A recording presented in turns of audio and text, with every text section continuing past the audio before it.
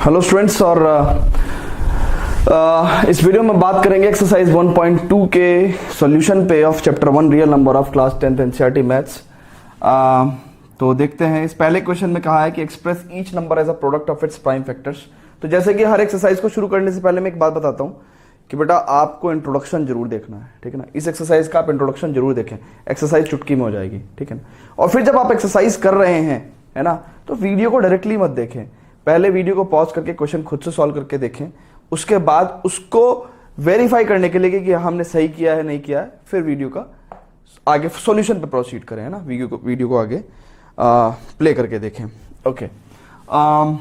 इसके अलावा एक बात और बताऊंगा बेटा कि कुछ बच्चों को ऐसा लगता है कि हमारी वीडियो में जो मेरी पढ़ाने की स्पीड है वो थोड़ी कम है, यानी कि, लेकिन ये तो मेरी नॉर्मल स्पीड है, मैं इसके साथ कुछ नहीं कर सकता। और मैं हर वीक स्टूडेंट को कंसीडर करते हुए भी पढ़ाता हूं, ठीक है ना। तो अगर मैं जल्दी पढ़ाऊंगा तो इसका मतलब क्या है कि मैं वीक स्टूडेंट्स को कवर नहीं कर पाऊंगा। लेकिन अगर मैं आराम से पढ़ाता हूं तो जो स्मार्ट स्टूडेंट्स हैं उनके लिए एक ऑप्शन है कि वो यूट्यूब के प्लेयर में एक सेटिंग गियर जैसा बटन होता है, ठीक है ना, ऐसे गियर जैसा बटन होता है, उसको जब आप क्लिक करेंगे तो प्लेबैक स्पीड करके एक ऑप्शन होता है, ये आपको हालांकि सबको पता होगा। प्लेबैक स्पीड को आप 1.25 सेलेक्ट करके देखें तो, और इसके अलावा किसी स्टूडेंट को और फास्ट देखना है तो वो फास्ट और स्लो कर सकते हैं, ठीक है ना। तो मेरी नॉर्मल स्पीड है, मैं इसी में पढ़ा रहा हूं आपको। ओके बेटा, ये क्वेश्चन है, इसमें express each number as a product of its prime factor. तो हमने बताया था आपको कि हर नंबर को आप प्रोडक्ट ऑफ प्राइम फैक्टर में अगर दिखाएंगे तो आपको क्या करना है। बेसिकली ये कह कुछ नहीं रहा है, इस बात में उसने कहा कि आप इसका प्राइम फैक्टराइजेशन करो। भाई प्रोडक्ट ऑफ प्राइम दिखाना, प्राइम फैक्टराइजेशन करना, है ना। प्रोडक्ट ऑफ प्राइम फैक्टर्स दिखाना, प्राइम फैक्टराइजेशन करना। कैसे करते हैं? सिंपल, 140 स्टार्ट करते हैं सबसे छोटे प्राइम से, 2, सो 2 7 जा 14, 0, 2 3 जा 6, 2 5 जा 10, 3 से चल पाएगा नहीं, 2 से चल पाएगा नहीं, 5 से चल पाएगा, 5 7 जा 35, 7 1 जा 7।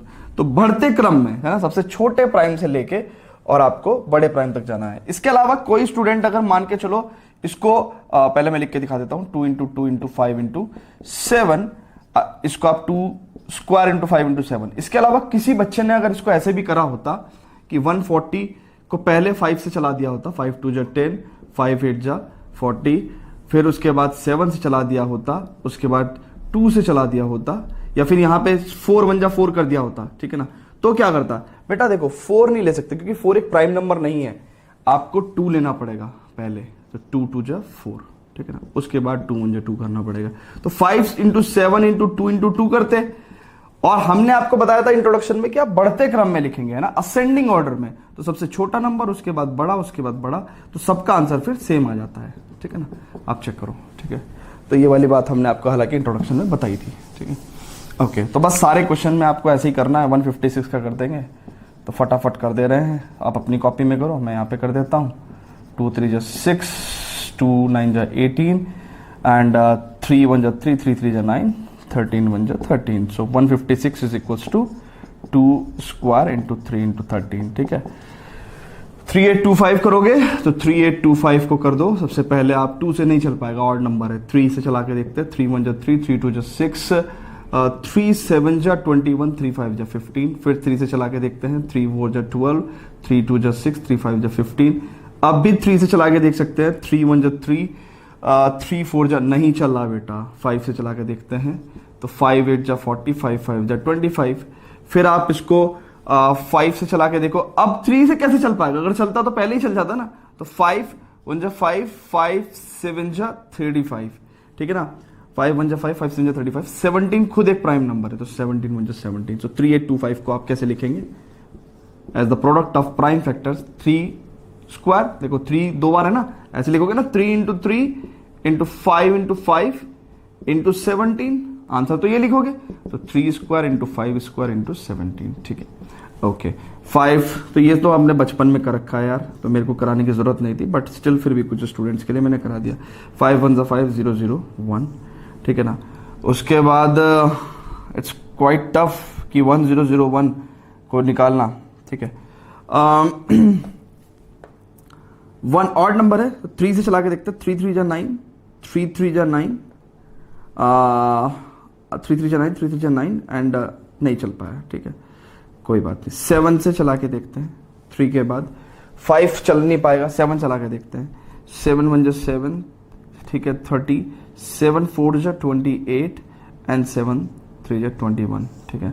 उसके बाद 143 देखते हैं अगेन चला के, तो 7 से नहीं चल रहा है ना। 7 के बाद 11 से भी नहीं चलेगा, ठीक है ना। लेकिन देखते हैं 11 से चलेगा क्या। 11 1 जा 11, 11 जा 3 जा 33, ठीक है चल गया। 13 1 जा 13, 13 खुद में एक प्राइम नंबर है। तो ये वाला प्राइम फैक्टराइजेशन थोड़ा सा अच्छा था, है ना। इसमें सारे नंबर्स ऐसे थे जिनको करके देखना पड़ता है। जनरली हमारे पास ये जो 2 3 5 वाले होते हैं तो हम कर देते हैं, ठीक है ना। तो इस तरह का क्वेश्चन आपसे पूछा जाएगा एग्जाम में। 7429, 7429 में क्या रहते हैं बेटा, 2 से चलेगा नहीं क्योंकि ऑड नंबर है ना। ऑड नंबर है, 2 से कैसे चल जाएगा।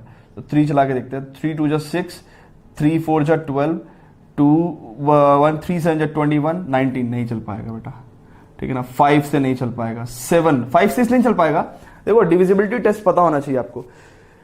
2 से इसलिए नहीं चलेगा क्योंकि ऑड नंबर है। 5 से इसलिए नहीं क्योंकि एंड में 5 और 0 होना चाहिए। तो 5 से चलाने के लिए, यानी कि 5 से डिविजिबल होने के लिए, 5 से डिविजिबल होने के लिए एंड डिजिट जो है वो या तो 0 होनी चाहिए या 5 होनी चाहिए, एंड डिजिट, ठीक है। इस बात का ध्यान रखें आप। तो आई थिंक ये डिविजिबिलिटी टेस्ट हमने आपको जूनियर क्लास में बताया था, ठीक है। तो 7 1 जा 7, 7 6 जा 42, 9 अगेन नहीं चल पाएगा, ठीक है। 7 से बड़ा 11 लेते हैं, ठीक है ना। 11 6 जा 66, 66 तो ये वाला अच्छा क्वेश्चन है ना, ये आपसे एग्जाम में पूछा जा सकता है। 11 6 जा 66 और सीधा डिवाइड करके देखते हैं ना आपको, तो आपको सीधा सब्ट्रैक्ट करके भी दिखा पाऊंगा मैं। 66 और ये कितना हो गया, 14 में से 6 गया 8, 82। 11 7 जा 77, 77 और ये हो जाएगा 59, नहीं चल पाएगा, ओके। 13 से चला के देखते हैं। 13 से तो देखो हम आपके सामने सारे नंबर चला के देख रहे हैं। 13 5 जा 65, 14 में से 5 गए 9, 13 7 जा 91, 19 अगेन नहीं चल पाएगा 13 से, ठीक है। 13 के बाद अगला प्राइम नंबर 17, ठीक है। 17 से चला के देखते हैं, आपको टेबल्स आने चाहिए। 17 4 जा 68, ठीक है ना। 6 2, 17 3 जा 51, सो 1 1 9 एंड 17 7 जा 1 1 9, ठीक है ना। तो ये साफ साफ कट गया, ठीक है ना। तो 17 से चल जाएगा ना, 17 से 437 टाइम्स ही चल गया। अब अगेन आपको देखो अप टू 17 तो कोई नंबर चल नहीं पाया था, तो आगे ट्राई करके भी कोई फायदा नहीं है, ठीक है। और 17 भी नहीं चलेगा क्योंकि अब डेफिनेटली नहीं तो रिमाइंडर सॉरी ये क्वेश्चन है ना। तो 17 से चला के देख सकते हैं हम अगेन, ठीक है।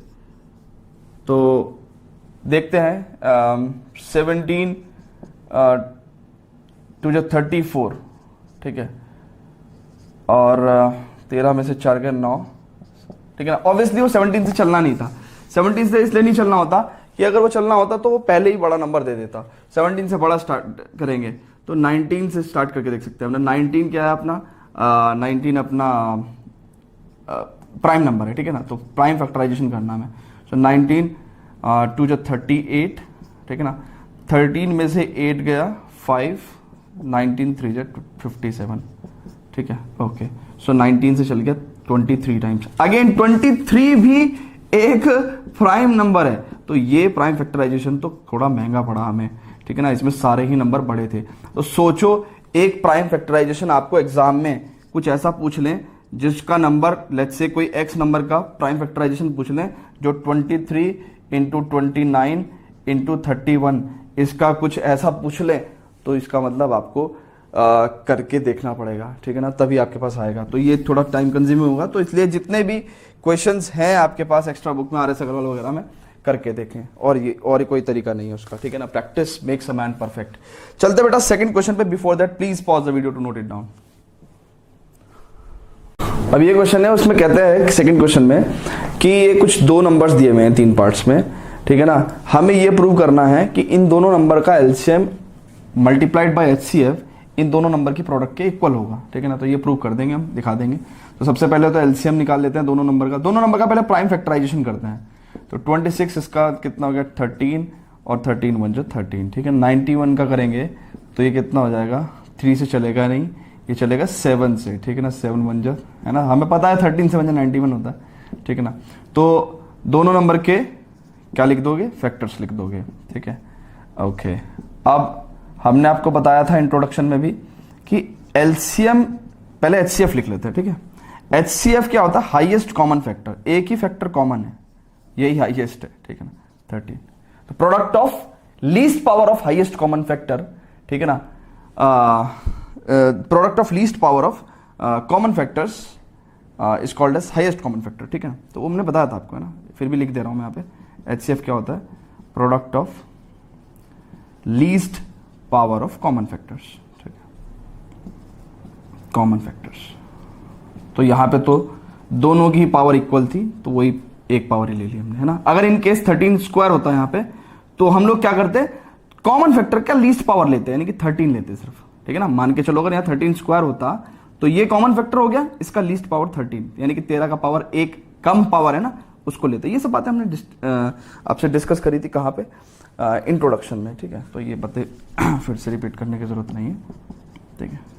तो मेरी कोशिश ये रहती है कि कुछ छूटे ना, है ना, क्योंकि हम एनसीईआरटी करते हैं, तो एनसीईआरटी कम से कम इस तरीके से कर लें कि किसी भी किताब का कोई क्वेश्चन आपसे पूछा जाए, आप बता दो। एलसीएम, एलसीएम क्या होता है, एलसीएम होता है बेटा कि highest power of common factor, product of highest power of common factors of common factors with remaining factors, with remaining uncommon factors. तो जो कॉमन फैक्टर है उसकी तो हाईएस्ट पावर लेनी है, तो यहां तो एक ही से इक्वल पावर है, तो 13, बाकी बचे हुए जितने फैक्टर्स है वो सब, ठीक है ना। तो ये एचसीएफ हो गया, एलसीएम हो गया। वेरीफाई करेंगे, हमें वेरीफाई क्या करना है, HCF into LCM is equals to 26 into 91, हमें product of two number, LCM into HCF equal to product of two numbers हमें शो करना है।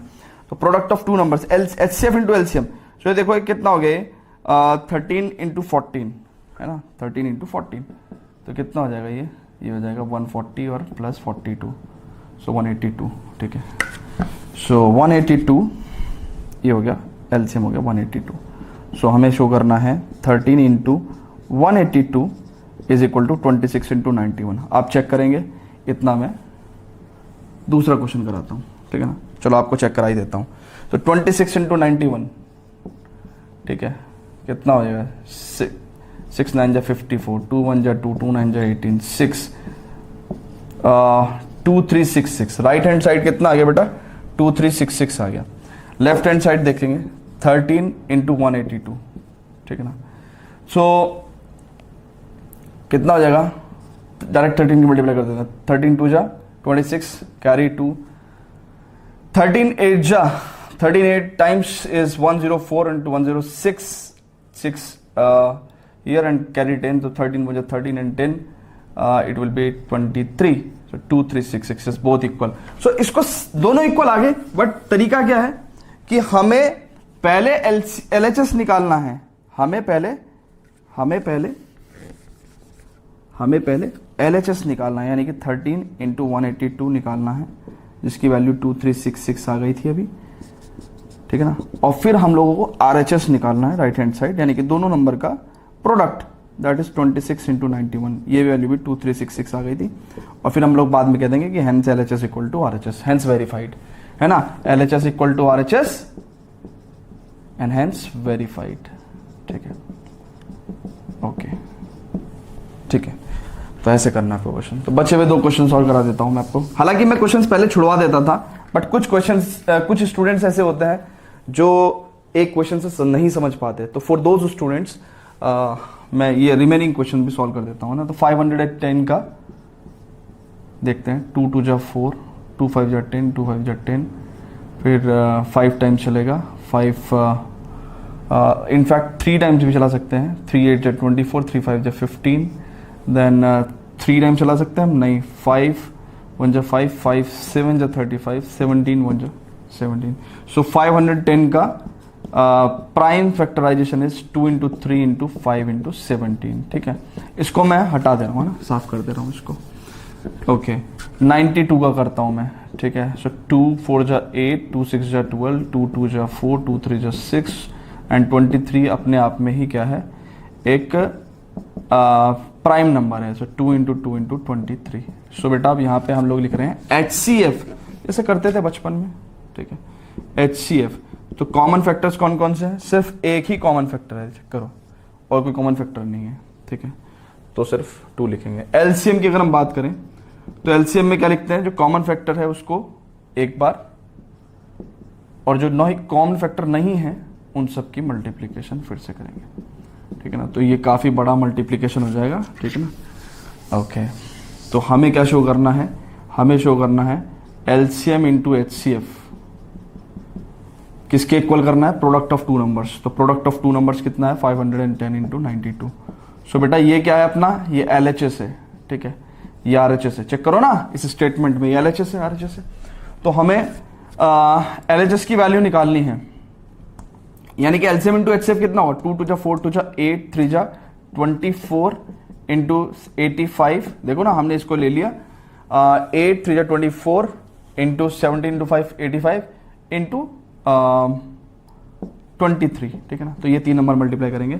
RHS में सिर्फ हम लोग 510 एंड 92 की मल्टीप्लाई कर रहे हैं। तो 510 92 की मल्टीप्लाई करेंगे तो कितना हो जाएगा, इट्स 200 2 1 जा 2 2 5 जा 10 900 9 1 जा 9 9 5 जा 45। So it's 02। कैलकुलेशन आप जरूर करके देखें, है ना। ठीक है, कैलकुलेटर से मैं भी कर सकता था, मैं इस वीडियो में टाइम बचाने के लिए कैलकुलेटर से भी कर सकता था, बट उतना ही प्रेशर मेरे ऊपर भी है कि ये मुझे जल्दी करना है, सही करना है, क्योंकि बच्चे देख रहे हैं। उतना ही प्रेशर आप लोगों पे भी एग्जाम के टाइम में रहेगा, तो इसलिए कैलकुलेशन हमेशा करके देखें। सो 24 इंटू 85, सो 4 5 जा 20, ठीक है, 4 5 जा 22, 4 8 जा 32, 34, 2 5 जा 10, 2 5 जा 10, 2 8 जा 16, 1 17। सो 04 2040। ठीक है ना, सो ये हो गया 2040 इंटू 23। ठीक है, सो मल्टीप्लाई करेंगे फिर से। ठीक है, तो 300 3 4 जा 12, 3 2 जा 6, 200 2 4 जा 8, 0 2 2 जा 4। सो 02964 46920। ठीक है, 46920। ठीक है, सो दोनों इक्वल आ गए बेटा। तो अब आपको क्या बोलना है, LHS equal to RHS and hence verified. ठीक है, तो ये जो रिलेशन ऊपर दिया हुआ था ये आप बता देंगे कि वेरीफाइड। तो ठीक है स्टूडेंट्स, तो ये वाला क्वेश्चन आप खुद से करेंगे। So apply the D your self formula, है ना, DYS फॉर्मूला। क्या होता है ये DYS formula, do your self. ठीक है, तो खुद से करेंगे। ओके, तो करते हैं next question. Before that please pause the video to note it down. तो स्टूडेंट देखते हैं, ये क्वेश्चन नंबर 3 है। तो 3rd क्वेश्चन में हम लोग एक पार्ट करने वाले हैं। ठीक है, उसके बाद रेस्ट ऑफ द 2 पार्ट्स आप खुद करोगे, बहुत ध्यान से देखेंगे। कह रहा find the LCM and HCF of the following integers by applying prime factorization method. ठीक है ना, तो लेट्स से 17th वाला पार्ट नहीं, 17th पार्ट में कोई फायदा नहीं, सेकंड पार्ट में कोई फायदा नहीं है। चलो एक काम कर लेते हैं, सारे पार्ट सॉल्व कर लेते हैं। सो 12 प्राइम फैक्टराइजेशन करोगे, 2 6 जा 12, 2 3 जा 6, 3 1 जा 3। ठीक है, 15 का करोगे, सो 2 से नहीं चलेगा, 3 5 जा 15, 5 1 जा 5। ओके, 21 का करोगे, सो 3 7 जा 21, 7 1 जा 7। सो फैक्टर्स देखोगे अगर इनके, तो 2 इंटू 2 इंटू 3। 15 का देखोगे तो 3 इंटू 5, और 21 का अगर देखोगे तो फैक्टर्स क्या है, 3 इंटू 7। ठीक है ना, ओके। सो अगर हम HCF की बात करें, सो HCF क्या होगा, तीनों में कॉमन क्या है, 3। और कुछ कॉमन है, नहीं है। LCM की बात करेंगे, जो कॉमन है उसको एक बार लिखेंगे, जितने भी अनकॉमन है उनको सबको लिख देंगे। ठीक है ना, सो ये LCM हो गया। ओके, यहां पे साफ साफ सेकंड पार्ट की बात कर रहा हूं मैं ना, सेकंड पार्ट की बात कर रहा हूं मैं, बहुत ध्यान से देखेंगे। सेकंड पार्ट में 17 खुद में एक प्राइम नंबर, इसके फैक्टर्स नहीं हो सकते। ठीक है, तो 17 का प्राइम फैक्टर 17 ही रहेगा। 23 एक खुद में प्राइम नंबर है, इसका प्राइम फैक्टर्स नहीं हो सकते, फैक्टराइजेशन नहीं हो सकता फर्दर। 29 खुद एक प्राइम नंबर है, इसका कोई फर्दर फैक्टराइजेशन नहीं हो सकता। HCF इनका 1 होगा। सुनो, जब दो नंबर में कॉमन कुछ भी ना हो तो फिर कॉमन क्या होता है? 1 होता है। तो HCF 1 है। LCM कितना होगा? 17 इंटू 23 इंटू 29। ठीक है, तो इसलिए सेकेंड पार्ट कराना जरूरी था। थर्ड भी देख लेते हैं जब कर ही लिया। सो ये फैक्टर करेंगे 8 का, तो 2 4 जा 8, 2 2 जा 4, 2 1 जा 2। ठीक है, 8 इक्वल्स 2 इंटू 2 इंटू 2। 9 का करेंगे, सो 3 3 जा 9, 3 3 जा 3 1 जा 3। ठीक है, तो 9 इक्वल टू 3 इंटू 3। ठीक है, 25 का करोगे, सो 5 5 जा 25, 5 1 जा 5, सो 25 का हो गया 5 इंटू 5। ठीक है, HCF कॉमन कुछ है, जब कुछ भी कॉमन ना हो तो HCF 1 होता है। जब कुछ भी कॉमन ना हो HCF 1 होता है। LCM क्या होगा? कुछ कॉमन नहीं है तो सबकी मल्टीप्लाई कर दो। सो 2 इंटू 2 इंटू 2 इंटू 3 इंटू 3 है ना, कुछ कॉमन है ही नहीं। 5 इंटू 5, सो ये LCM हो जाएगा। ठीक है भाई, क्योंकि LCM लिखते समय हम लोग कॉमन वाला सिर्फ एक बार लिखते हैं, बाकी तो सारे फैक्टर्स की मल्टीप्लिकेशन लिखते हैं। कॉमन कुछ है ही नहीं यहाँ पे।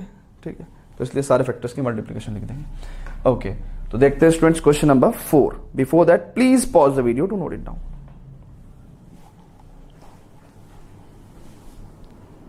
अब स्टूडेंट देखते हैं इस क्वेश्चन को, क्वेश्चन नंबर 4 को। कहता है कि HCF दिया हुआ है, LCM निकालना है। ओके, सो फैक्टराइजेशन क्यों करें LCM निकालने के लिए? हम सीधा रूल लगाएंगे, क्या formula? HCF of 2 numbers into LCM of 2 numbers, है ना। A B अगर कोई 2 नंबर है, उनका HCF इंटू LCM क्या होगा? उन नंबर की प्रोडक्ट के इक्वल होगा।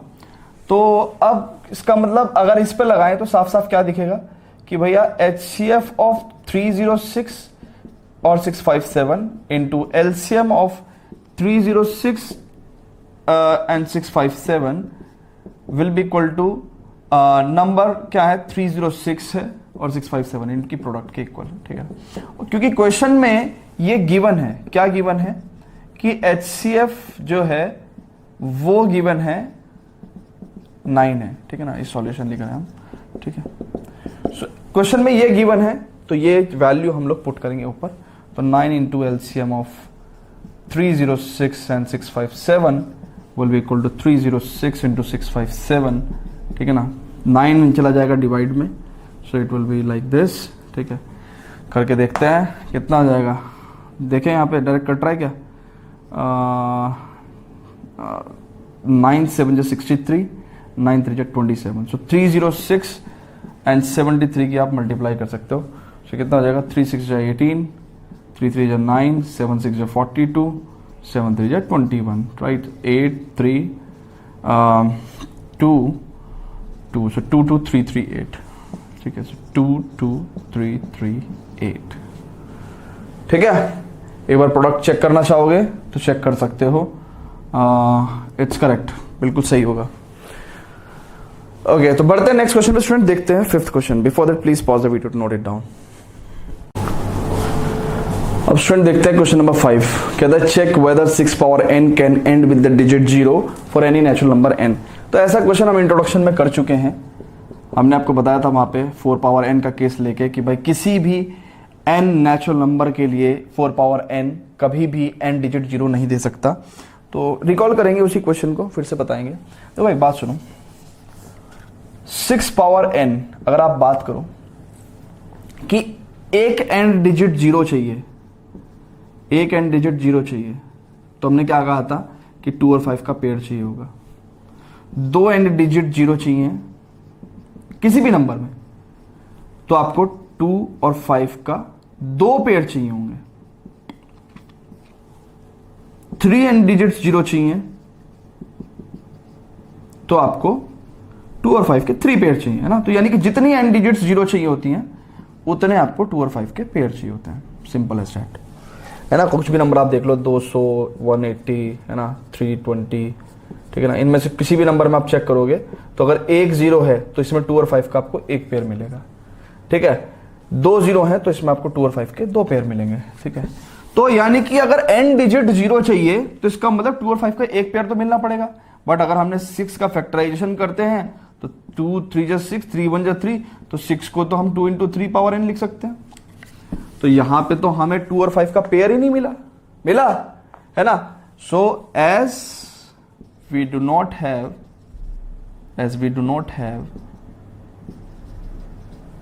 2 into 5, or we can say as we do not have 2 and 5 both as factors, we cannot have n digit 0, भाई सुनो ना, एक बात सुनो, यहां ऊपर n होने से होता क्या है, n होने से क्या होगा 2 power n into 3 power n। अभी कभी तुम्हें जिंदगी में मिल सकता है क्या 5? नहीं मिल सकता। सो यानी कि 5 नहीं है, we do not have 2 and 5 both as factors, we can not have n digit 0। Simple answer लिखेंगे इसमें आपको, ठीक है। ओके तो कई बार ये समझ में नहीं आता बच्चों को कि सर क्या हम ये कर सकते हैं 2 into 3 power n, 2 power n into 3। तो लॉ ऑफ एक्सपोनेंट्स आपको सिखाया था क्लास 9th में ना, तो वो वीडियो आप एक बार फिर से देख लेना। बिफोर दैट स्टूडेंट्स अगले क्वेश्चन पे चलते हैं, 6th क्वेश्चन पे। Before that please pause the video to note it down. तो स्टूडेंट देखते हैं, कहता है explain why 7 into 11 into 13 plus 13 और 7 into 6 into 5 into 4 into 3 into 2 into 1 plus 5 are composite number. तो सबसे पहले हमने बताया था आपको कॉम्पोजिट नंबर्स वो हैं कि एक से बड़े वो नंबर जो प्राइम नहीं है, एक से बड़े वो नंबर जो प्राइम नहीं है, ठीक है, वो कॉम्पोजिट है। बट इसकी एक और डेफिनेशन अगर हम बात करें बिल्कुल सटीक डेफिनेशन की, है ना, ये तो सिर्फ पहचानने के लिए आपको बताया था उस टाइम पे। Composite numbers are those numbers, ठीक है ना, are those numbers which are which is those numbers which are product of some numbers, ठीक है, other than one and itself,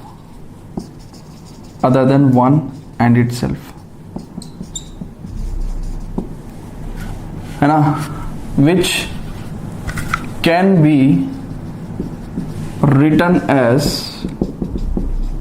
product of some numbers other than one and itself। मतलब क्या है, कहता वो नंबर जिनको प्रोडक्ट ऑफ कुछ numbers से हम दर्शा सकते हैं, जैसे 4 को हम 2 into 2 से लिख सकते हैं।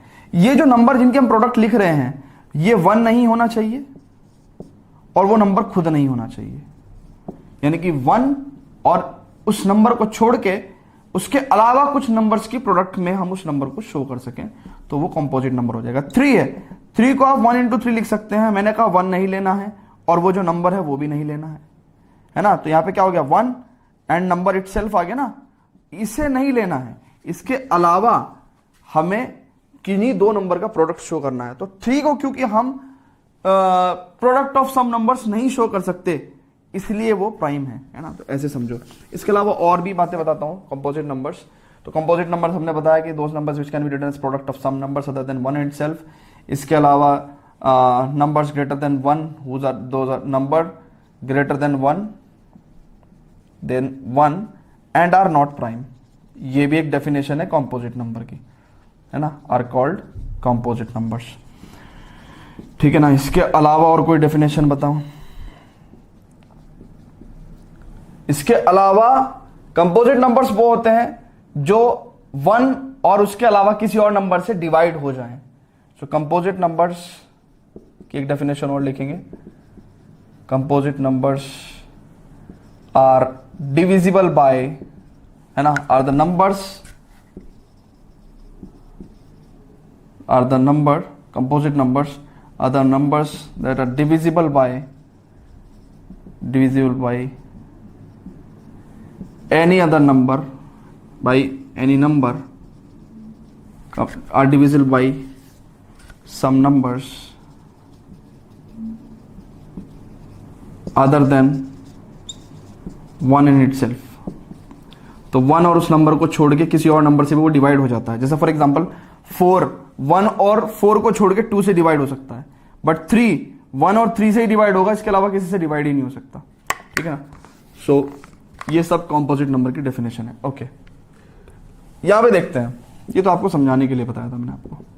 तो बोर्ड मास है ना, आपने एक फॉर्मूला पढ़ा होगा बोर्ड मास का, आपको सिखाते थे, है ना। सो इसमें क्या था, ब्रैकेट ऑफ, है ना, फिर पहले डिवीजन करते थे, फिर multiplication then addition.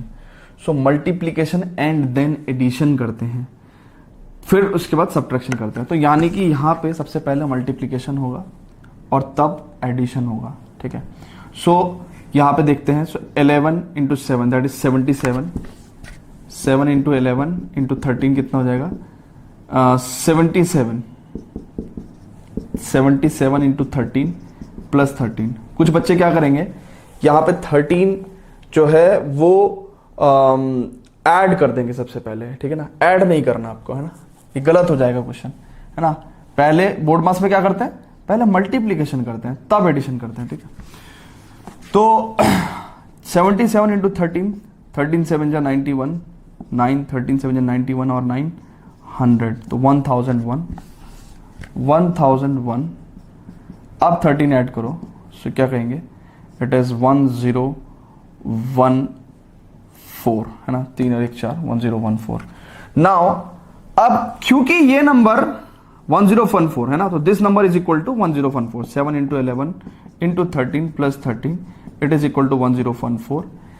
It is divisible by, अगर आप इसका फैक्टराइजेशन करो, 2 5 जा 10, ठीक है ना, और 0 2 7 जा 14, ठीक है। उसके बाद आगे मुझे पता नहीं ये डिविजिबल होगा कि नहीं होगा, हम चेक कर सकते हैं, 3 1 जा 3, 3 6 जा 18, 3 9 जा 27। उसके बाद ये 13 से 2 बार चल जाएगा, ठीक है, ठीक है।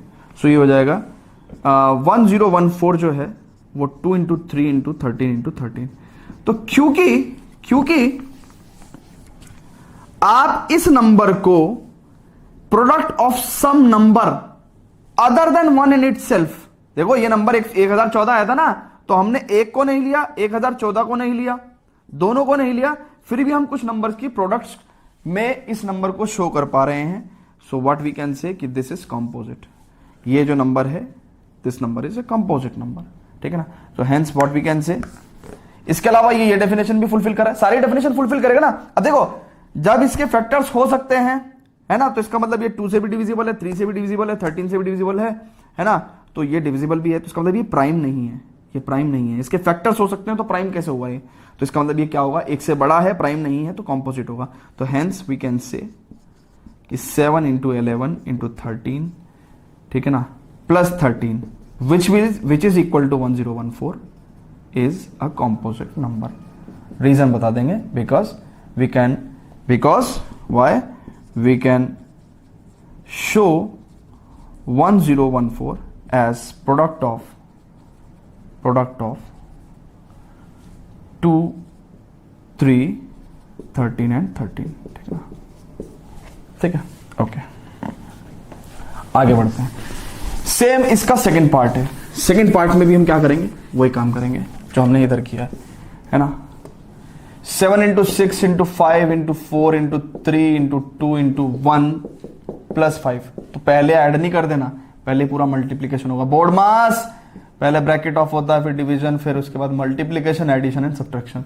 तो पहले मल्टीप्लीकेशन होगा एडिशन से पहले। तो इसका मतलब क्या हो गया, ये कितना हो गया, 7 इंटू 6 7 6 42, है ना, यहां से करते हैं ना, 2 3 जा 6 4 जा 24 5 जा 24 5 जा 120, है ना, एंड 7 6 जा 42, तो यहां से हम लोग कर देंगे। सो इट्स 0 और ऐसे कर लेते हैं ना, जब 42 और 120 है ना, तो 0 तो यहाँ पे लिख लो, सिर्फ 12 की मल्टीप्लाई करो। सो 12 दूनी 24, 4 12 चौक 48 और 2 50, 5040। सो 5040 ये प्रोडक्ट आई है, ये वाली, ठीक है। ओके ओके, प्लस 5 करना है, तो 5045। अब सिंपली यार एक बात सुनो, तो 5045 को फैक्टराइज करेंगे, 5045 को, ठीक है, 5045 को फैक्टराइज करेंगे तो 5 1 जा 5009, ठीक है। ओके 1009, ठीक है। तो ऐसा नंबर कभी देखने में आया नहीं है, प्रोडक्ट ऑफ किसी एनी नंबर, बट फिर भी यू कैन ट्राई है ना फॉर सम नंबर्स। सो अगर आपको नहीं भी हो पा रहा है ना फर्दर, तो टेंशन लेने की जरूरत नहीं है। आप ऐसा लिख सकते हो कि क्लियरली अब दूसरी वाली आपको 3 डेफिनेशन बताई ना, कंपोजिट नंबर बताने की 3 डेफिनेशन बताई ना। क्लियरली 5045 इज डिविजिबल बाय 5 से तो डिविजिबल है ना। और अगर वो नंबर कोई भी नंबर 1 एंड इटसेल्फ, यानी कि 1 और 5045 के अलावा अगर वो किसी भी नंबर से डिविजिबल है, तो इसका मतलब वो कॉम्पोजिट है। सो हम कहेंगे कि क्लियरली 5045 इज डिविजिबल बाय 5 है ना, which is other than 1 and itself. So 5045 or 7654321 plus 5 is a composite number. तो ऐसे आप लिख सकते हैं, ठीक है। तो कभी आप अगर नहीं हो रहा, मान लो नहीं हो रहा, हो सकता है कि आगे प्राइम नंबर आ जाए तो फैक्टराइजेशन नहीं हो पा रहा, कोई बड़ा नंबर है, क्योंकि प्राइम नंबर तो बड़ा नंबर भी हो सकता है ना। तो अगर नहीं हो रहा तो फंस जाओगे। तो ऐसे केस में लिख दो कि भाई ये 1 और अपने अलावा किसी भी नंबर से अगर डिविजिबल है तो इट्स अ कॉम्पोजिट नंबर, ठीक है, it's a composite number. Okay, 7th question करते हैं। Before that students please pause the video, note it down.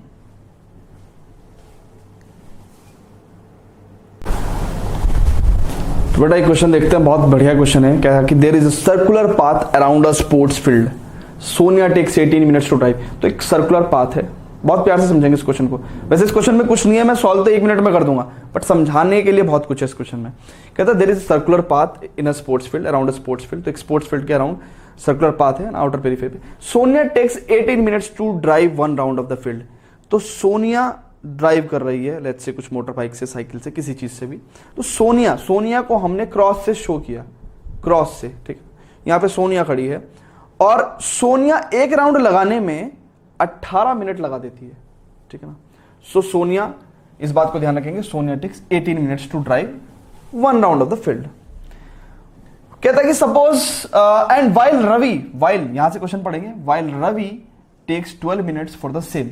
और रवि जो है, रवि को हमने सर्कल से शो किया, ठीक है ना। तो रवि क्या कर रहा है, वो 12 मिनट लगाता है। तो रवि इज फास्ट, है ना, रवि इज फास्ट।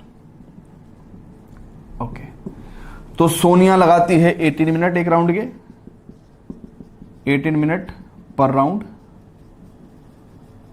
और रवि जो है भैया वो थोड़ा फास्ट है, वो 12 ही मिनट लगा देता है एक राउंड के, ठीक है। ओके, 12 मिनट्स, ठीक है ना। Okay, suppose they both start at the same point. उन्होंने दोनों ने एक जगह से स्टार्ट किया and go in the same direction, और दोनों एक ही डायरेक्शन में चलने लगे। After how many minutes will they meet again at the starting point. कितने मिनट बाद वो वापस यही स्टार्टिंग पॉइंट, ये स्टार्टिंग पॉइंट है ना, यहां पे मिलेंगे। ये तो बहुत खतरनाक क्वेश्चन पूछ लिया भैया। रवि तेज भाग रहा है तो रवि आगे निकल गया, सोनिया पीछे रह गई, तो कैसे मिलेंगे एक बार? वो कह रहे हैं ना, after how many minutes will they meet again at the starting point.